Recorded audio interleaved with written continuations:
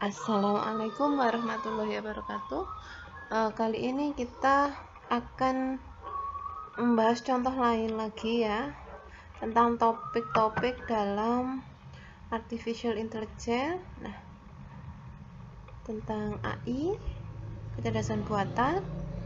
Saya harap beberapa topik dalam nanti yang kita pelajari kalian angkat dalam TA gitu ya, karena sebenarnya uh, yang saya pilih di sini adalah teknologi yang sudah ada modulnya dan bisa kalian manfaatkan seperti itu ya. Jadi hari ini yang kita bahas adalah natural language processing. Nah, seperti apa sih itu? Nah, apa itu NLP? Biasanya disingkat dengan NLP. NLP adalah salah satu cabang dari disiplin ilmu artificial intelligence. Kalau kemarin kan ada voice recognition ya, atau speech recognition. Nah, hari ini kita akan membahas natural language processing gitu. Nah, jadi NLP ini membahas bagaimana memahami dan mengolah bahasa alami. Jadi kalau kemarin itu hanya mengenal saja ya, mengenal text to speech, speech to text. Nah, sekarang kita juga akan mengolah. Sebenarnya kemarin itu juga sudah mengolah ya. Kemarin kan ada gambar apel gitu ya. Kalau dimasukkan kata apel, kemudian munculnya adalah iya. Nah, itu sebenarnya sudah NLP karena dia sudah membaca. Kemarin gimana algoritmanya? Algoritmanya kan hanya if masukkan sama dengan apel, then say yes. Kayak gitu kan. Nah, itu sebenarnya sudah NLP. Hanya saja kemarin saya lebih fokus ke bagaimana pemanfaatan speech to text dan text to speech. Nah, hari ini kita akan membahas tentang pengolahannya yang lebih banyak pengolahannya, tapi tidak menggunakan speech recognition, kita menggunakan teks. Tetapi NLP itu bisa juga menggunakan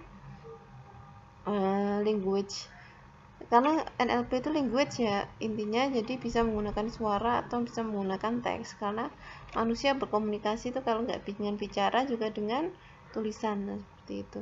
Nah, ketika itu dimasukkan ke dalam mesin atau komputer, maka dia akan mengembalikan lagi kesimpulannya gitu, dan apa yang mau diambil kesimpulannya, apakah itu hasil peringkasan atau hasil sentimen. Nah, seperti itu ya, jadi ada yang dikembalikan gitu. Oke. Contoh-contoh kasus implementasi yang ada di NLP itu summarization ya, peringkasan dokumen, klasifikasi, pengkategorian, sentiment analysis. Ini yang kalau kalian sering baca berita itu, baca berita tentang komentar publik atau opini publik, nah seperti itu termasuk sentimen. Translation, penerjemah sering kita gunakan ya, atau robotik ya, kayak gitu. Karena pada intinya ini semua bisa dilakukan oleh manusia, dan sekarang kita mau mesin yang menggunakan atau menjalankan, berarti kita butuh mesin itu belajar bagaimana language atau bahasa manusia gitu ya. Nah, contoh aplikasi yang telah tersedia, coba kalian buka ini editpad ini untuk summarization, kalian coba ya, seperti apa sih teks yang panjang kemudian diringkas menjadi hanya beberapa kalimat karena diambil topik-topiknya saja. Ini yang sering kita gunakan juga, translate Google, bisa dari berbagai macam bahasa ya. Kemudian robotik yang sering kita pakai kalau lagi bosen iseng ya, asisten Google. Dan yang kalau kita sering belanja di marketplace, kita sering berhubungan dengan chatbot. Oke. Masih banyak lagi contohnya, tapi ini yang saya ambil. Saya nggak akan bahas satu-satu karena ini nanti akan terkait dengan metode yang sangat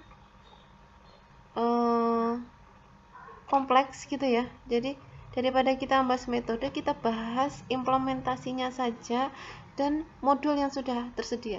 Jadi misal kalian pengen mengembangkan TA di sini, kalian tuh cukup manggil ini aja, cukup manggil ini, kemudian kita manfaatkan gitu ya. Nah, kalau sudah kita manfaatkan, kita kembangkan fitur dari kita. Nah, kayak gitu ya. Ya nggak usah berbelit-belit dengan metode ya, karena bukan itu fokus kita. Dan kemudian bagaimana sih NLP itu bekerja? NLP itu bekerja pertama dengan mengekstrak informasi. Jadi informasi yang besar itu kita ambil poin-poinnya saja. Coba kita lihat nanti ya. Seperti apa maksudnya mengekstrak. Kemudian mengolah, baru kemudian tujuannya apa?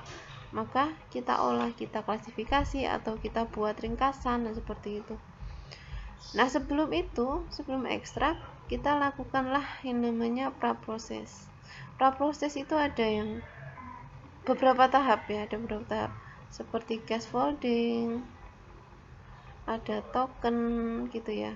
Tapi tidak saya bahas sekali lagi karena ini nanti akan sangat kompleks dan kita hanya akan membahas implementasinya. Nah, kemudian hasil ekstraksi itu kita pakai untuk tujuan kita. Nah, saya akan memberikan contoh kategorisasi dan analisis sentimen, juga contoh robotik nanti yang akan kalian buat. Oke. Nah, ini contoh. Ini saya ambil dokumen berita dari Detik ya. Saya ambil dari Detik.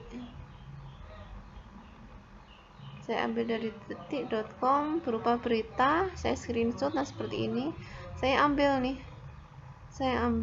kemudian saya analisa secara manual dan singkat. Ini seharusnya ada metodenya ya, tapi karena tidak saya bahas, jadi kita simpel saja dulu. Ketika kita buka teksnya ini, di sini ada istilah BMKG. Kemudian di sini juga muncul BMKG.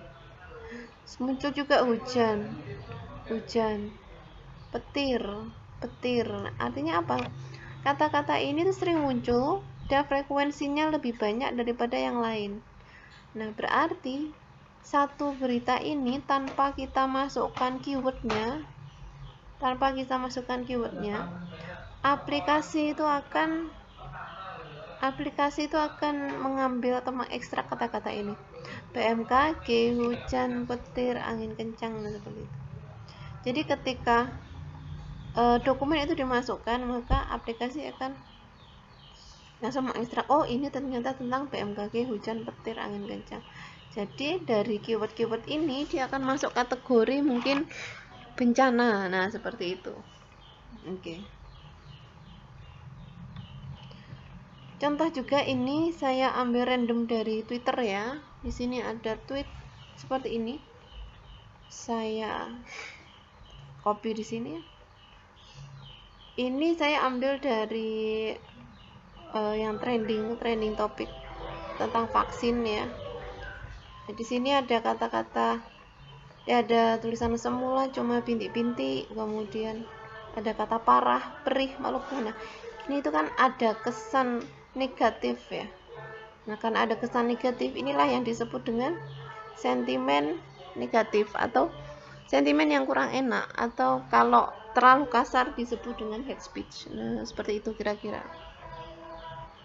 Nah, kalau ini yang di bawah, ini kalau kita lihat ya, ada semoga, ada bismillah, do something right, semangat semuanya. Ini terkesan motivasi, jadi enak gitu didengar. Nah, inilah yang disebut dengan sentimen positif. Nah, jadi kalau kita lihat isinya berita-berita di Twitter memang kebanyakan negatif ya. Ini kira-kira contoh sentimen analysis. Nah, contoh terakhir adalah chat robot atau chatbot. Nah, kita sering nih pakai ini chatbot di marketplace ya. Misalnya, hai, apakah ini ready? Atau kemudian saya ingin menghubungi customer service, atau saya ingin menghubungi agen toko. Nah, seperti itu. Kalau dulu by telepon ya, by phone, kemudian ada yang mengangkat. Nah, sekarang kita kebanyakan dialihkan menggunakan chatbot, dan itu yang membalas bukan customer service asli, tapi robot dulu, baru kemudian dialihkan ke customer asli. Oke. Next, ini tugas yang harus kalian coba ya hari ini, membuat chatbot. Saya susulkan, coba cek video selanjutnya ya tentang